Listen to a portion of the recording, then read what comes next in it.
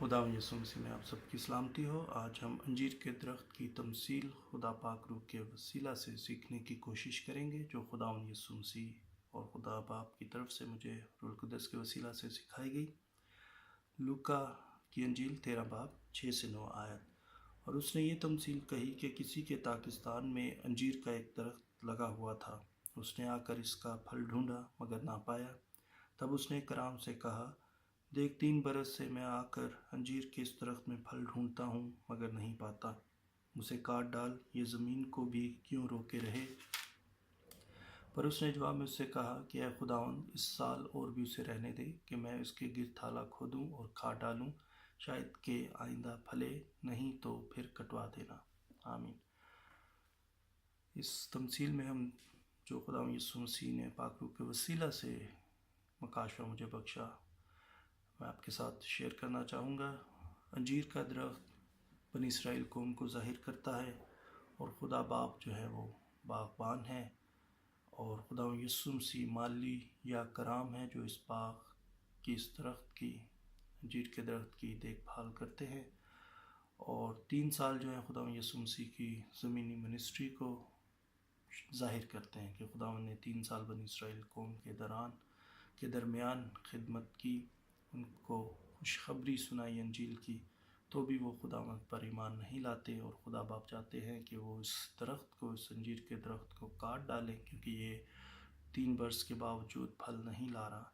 तो खुदा यीशु मसीह मज़ीद खुदा बाप से कहते हैं इस तमसील में कि इसको 1 बरस और रहने दे, ताकि मैं इसकी देखभाल करूं और उसके गिर थाला खोदूं, शायद आइंदा को फले।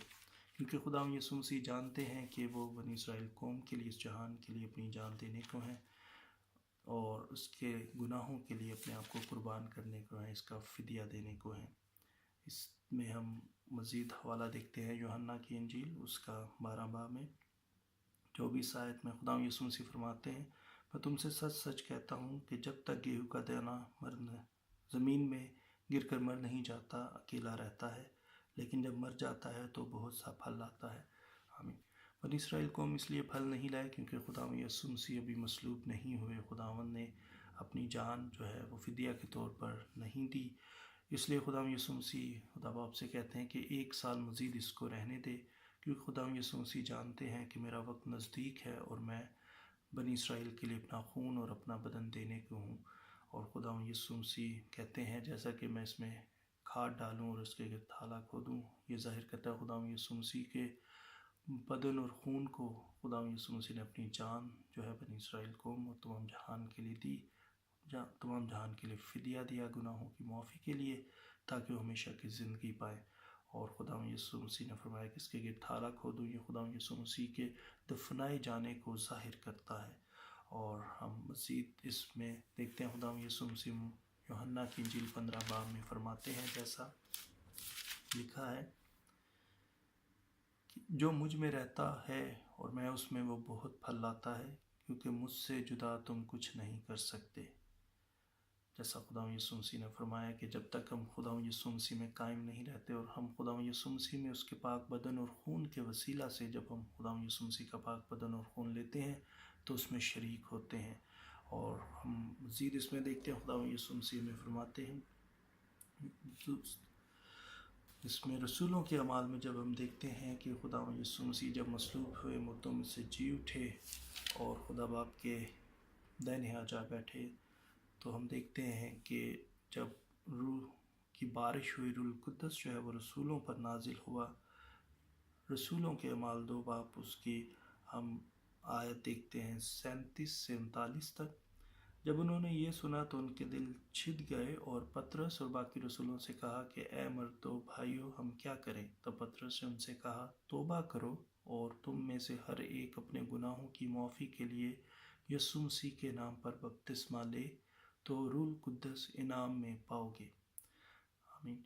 जैसा कि यहाँ पर रसूलों ने जब पाक रूह कुद्दस नाज़ुल हुआ और वो नबूवत करने लगे, और पतरस ने जैसा कि यहाँ पर बाकी रसूलों के साथ मिलकर कहा कि खुदा यीशु मसीह के नाम पर बपतिस्मा लेना बहुत ज़रूरी है, अपने गुनाहों की माफ़ी का इकरार करके और बपतिस्मा पाक تاکہ روح القدس کو نہ ملے، کیونکہ جب تک روح القدس کی بارش نہیں ہوتی ہمارے پھل پکتے نہیں ہیں۔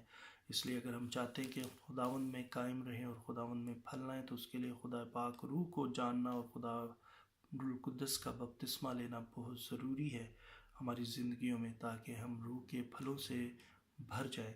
اور جیسا ہی یہاں پر دیکھتے ہیں مزید آگے ہم، پس جنہوں نے اس کی بات قبول کی انہوں نے بپتسمہ پایا، اور اسی روز قریباً 3,000 آدمی اس میں مل گئے۔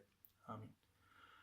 اب دیکھتے ہیں کہ جیسے ہی روح القدس کا نزول ہوا تو جو خداوند یسوع مسیح کے مردوں میں سے جی اٹھنے کے بعد، خدا باپ کے دائیں ہاتھ بیٹھنے کے بعد، خداوند نے جو اپنا وعدہ پورا کیا کہ میں تمہیں مددگار بھیجوں گا، اور خداوند یسوع مسیح نے دوسرا مددگار وکیل روح القدس نازل فرمایا۔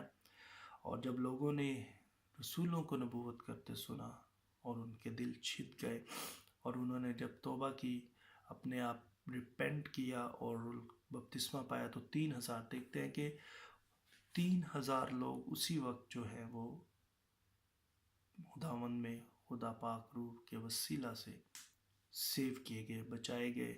اور جو بنی اسرائیل قوم، جیسا کہ ہم انجیر کے درخت کی تمثیل میں دیکھتے ہیں کہ وہ پھل نہیں لا رہے تھے، جیسے ہی روح القدس نازل ہوا تو ہم نے دیکھا کہ ایک ہی دن میں 3,000 لوگ جو ہیں وہ خداوند میں شامل ہو گئے، اپنے گناہوں کا انہوں نے اقرار کیا۔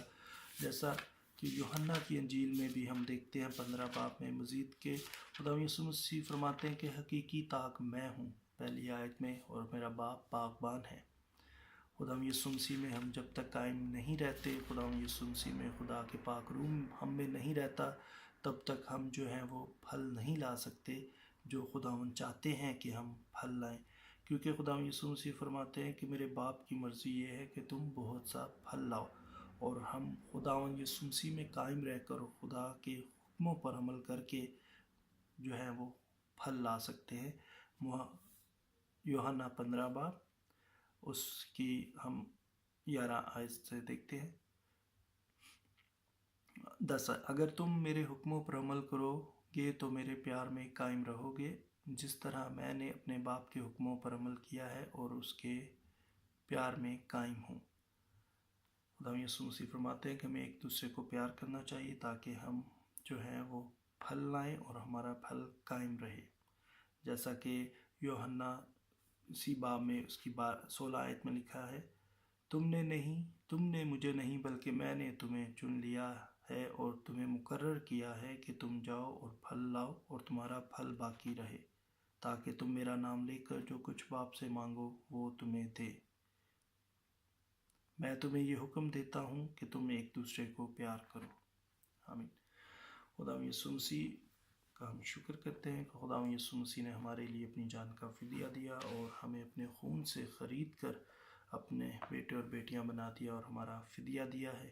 اور اس انجیر کے درخت کی تمثیل سے ہم سیکھتے ہیں کہ خداوند یسوع مسیح بنی اسرائیل قوم کے لیے اور تمام جہان کے لیے اپنا لہو بہا کر اپنے آپ کو صلیب پر قربان کر کے اور اپنا وعدہ جو روح القدس کے لیے خداوند نے پورا کیا، جب خداوند نے روح القدس کو نازل فرمایا تو ہم دیکھتے ہیں کہ جو انجیر کا درخت ہے بنی اسرائیل قوم، اس میں 3,000 لوگ جو ہے وہ اپنے گناہوں کا اقرار کر کے معافی کر کے خداوند یسوع مسیح کے نام پر بپتسمہ لے کر خدا کی جماعت میں شامل ہو گئے اور پھل لائے۔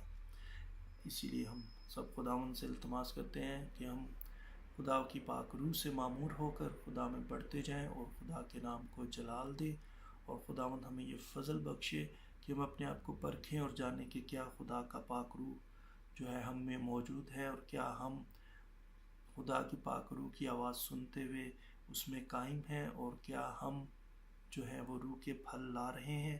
خداوند ہم سب کو توفیق بخشے کہ ہم اس بات کو جانیں اور پہچانیں اور پرکھیں کہ ہم مسیح میں ہیں یا نہیں۔ خداوند کا فضل ہم سب کے ساتھ ہو۔ خداوند آپ سب کو بہت برکت دے، اسی ہمارے خداوند یسوع مسیح کے وسیلہ سے، آمین۔